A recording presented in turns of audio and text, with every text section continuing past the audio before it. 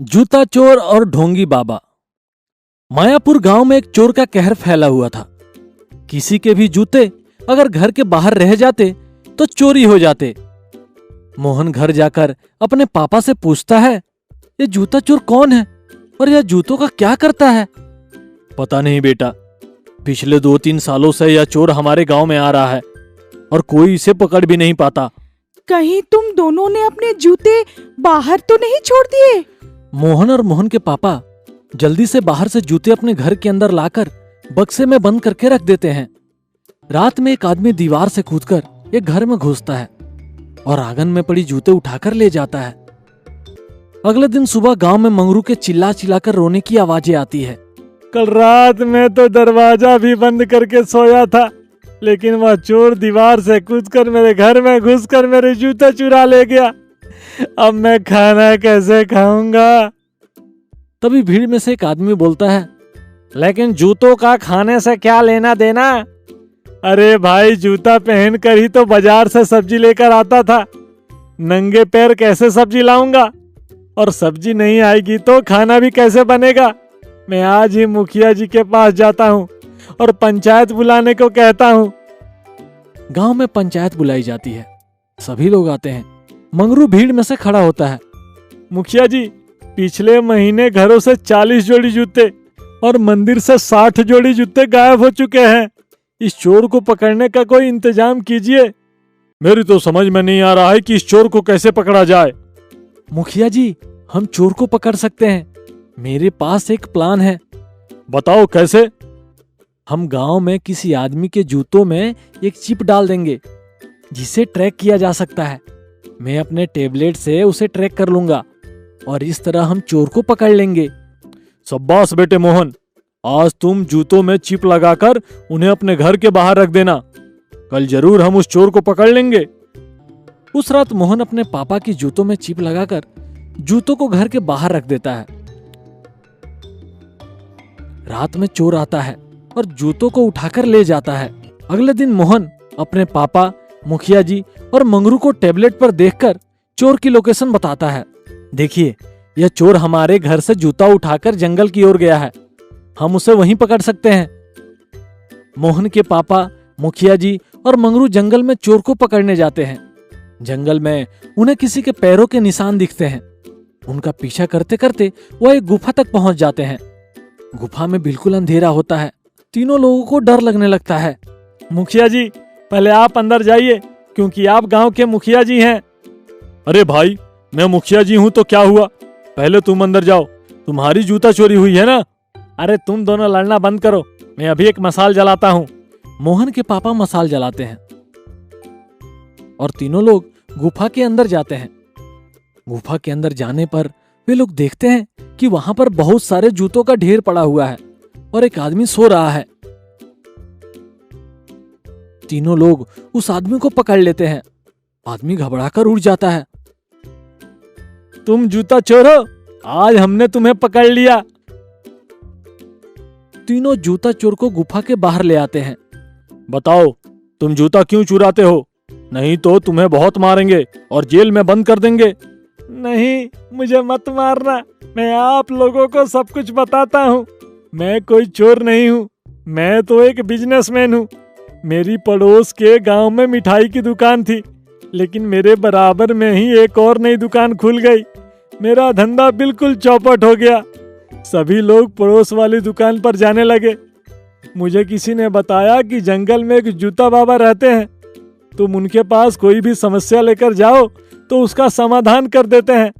बस तुम्हें उन्हें 10 जोड़ी जूता हर सप्ताह देनी होती है, इसीलिए मैं जूता चोरी करता हूँ। चलो, अब जूता बाबा को भी पकड़ते हैं।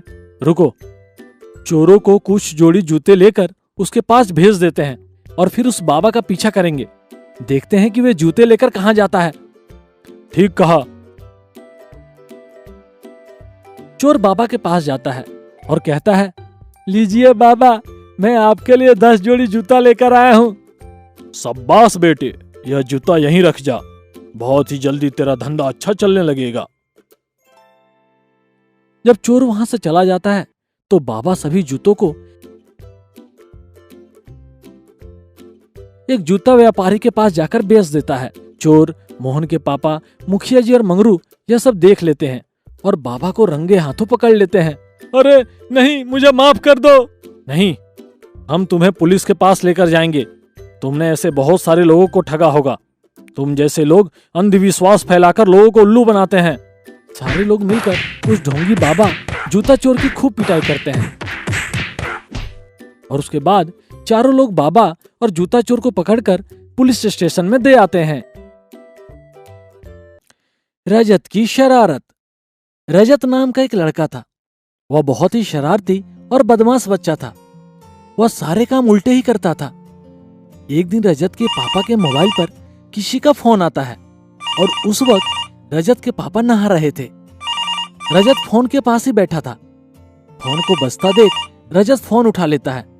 फोन उठाते ही उसे शरारत सूझती है और जैसे फोन में कंप्यूटर बोलता है वैसे ही बोलने लगता है। हेलो, यदि आपको अपनी किसी भी प्रकार की शिकायत दर्ज करनी है तो कृपया 1 दबाएं। अगर आपको मम्मी से बात करनी है तो 2 दबाएं और पापा से बात करनी है तो 3 दबाएं। सॉरी, आपने कोई विकल्प नहीं चुना है, इसलिए अब आपको मेरी ही बकवास सुननी पड़ेगी। इतने में रजत के पापा नहाकर बाहर आते हैं और फोन रजत के हाथ में से लेकर बात करने लगते हैं। वो फोन रजत के पापा के बॉस का था और वह रजत के पापा को बोलते हैं, बड़ा ही बदतमीज है आपका बेटा।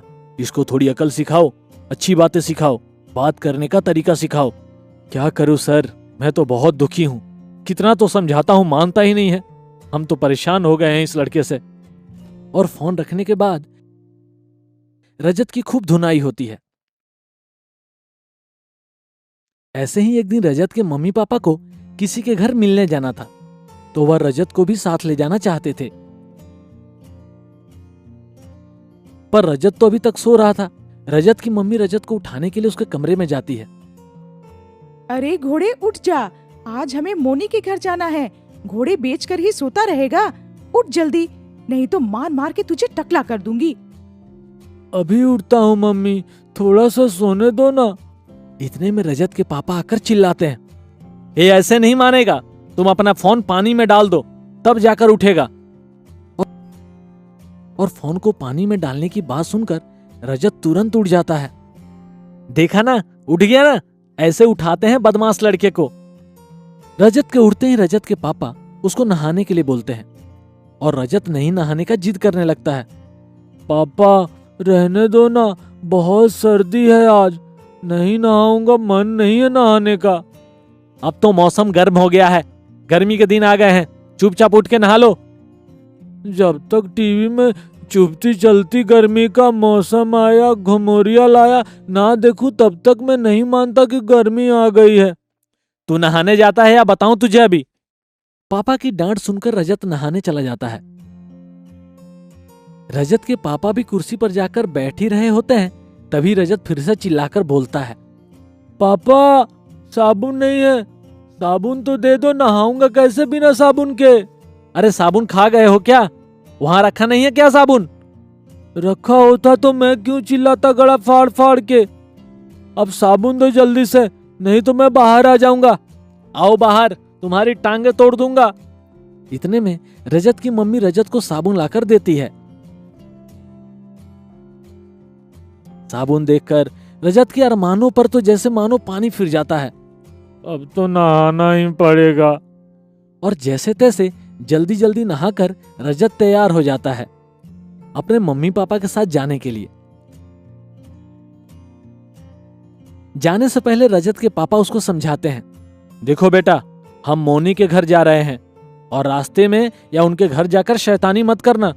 ठीक है, मैं नहीं करूंगा शैतानी। अगर गलती से कुछ हो गया तो कुछ नहीं बेटा, फिर गलती से हम भी तुम्हें पीट देंगे। क्यों रजत की अम्मा? पापा की बात सुनकर रजत का मुंह उतर जाता है। फिर तीनों मिलकर घर से निकल पड़ते हैं और बस स्टैंड पर जाकर बस पकड़ते हैं। बस में चढ़ते ही रजत बोलता है, मम्मी बहुत भीड़ है। पर थोड़ी दूर बस चलने पर उनको सीट मिल जाती है और रजत की मम्मी पापा बैठ जाते हैं और रजत के पापा रजत को अपनी गोद में बैठा लेते हैं।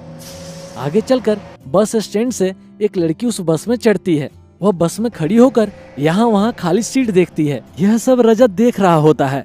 वह जोर जोर से आवाज लगाने लगता है, आंटी आप यहाँ आ जाओ, मेरे पापा की सीट पर आकर बैठ जाओ। तुम चुप रहो, मुझे नहीं बैठना, मैं खड़ी होकर ही चली जाऊंगी। रजत उदास मन से अपने पापा से बोलता है, आंटी मुझ पर गुस्सा क्यों हो रही है? एक तो बैठने के लिए बोला, ऊपर से मुंह लाल पीला बनाकर गुस्सा हो रही है। गुस्सा तो करेगी, अब तुम दीदी की उम्र वाली लड़की को आंटी बोलोगे? तुमसे कितनी बार बोला कि तुम चुप ही रहा करो। रजत बेचारा फिर चुपचाप होकर बैठ जाता है। इतने में बस में एक औरत चढ़ती है। उसको देखकर रजत अपने पापा से पूछता है, पापा ये औरत मेरी आंटी है या दीदी? ये तुम्हारी आंटी लगेगी। ठीक है पापा। और फिर जोर से चिल्लाता है, आंटी आप इधर आकर मेरी सीट पर बैठ जाओ। वो औरत मुड़कर पीछे देखती है और रजत पर जोर से चिल्लाती है, पागल कहीं का, तमीज नाम की चीज नहीं है। पता नहीं कैसे माँ बाप हैं, कुछ सिखाया है कि नहीं बच्चे को। इतने में रजत के पापा उस औरत से माफी मांगते हैं और रजत को भी सॉरी बोलने के लिए कहते हैं। रजत सॉरी तो बोल देता है, पर बाद में अपने पापा से पूछता है, अब मैंने ऐसा क्या बोल दिया जो आंटी इतना गुस्सा हो रही है? रजत के पापा गुस्से से रजत की ओर देखते हैं और बोलते हैं, तुम खुद तो मेरी गोद में बैठे हो और उस औरत को बोल रहे हो कि मेरी सीट पर आकर बैठ जाओ। वह क्या मेरी गोद में आकर बैठेगी? पागल कहीं के, जब देखो तब उल्टे फुल्टे काम करते रहता है।